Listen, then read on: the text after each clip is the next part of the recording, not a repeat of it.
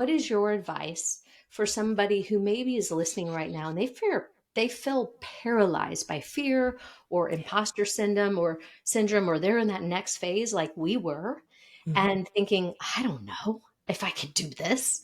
Mm. What could help them do the next step? Yeah, I love that's a great question. So, when we're in that season, especially coming off a win, right? If you've come off a win, just write win in the chat. All right. Maybe you won the club golf tournament. Maybe you sold the business. Maybe you have retired early. And that was actually the situation that Patrick and I were in. We'd had a big blessing and we were able to kind of step back. And I was like, but I'm not done yet, right? You've got more to do. And Yes. so there are two lessons that I use to help people, two different stories. Do you know the story of, think of the transition from the horse to the car, right? The horse and buggy to the car. Right. And when we come off a big success, how many of us are like, I got it. I know how this horse works, right? I Mhm. got the top breeding. My horse has won some races, right? My horse has a great legacy. We've got great DNA. But we don't actually need a faster horse for the next season. We need the automobile or the rocket or right?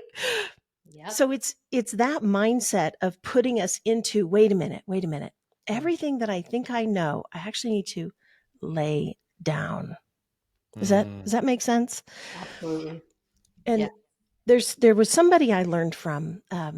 He was a friend, and he had success after success after success with these new companies. He would build a software company and sell it, and then he'd start all over again. And I'm like, how is he doing that? Why isn't he just sitting back on his laurels and, enjoying?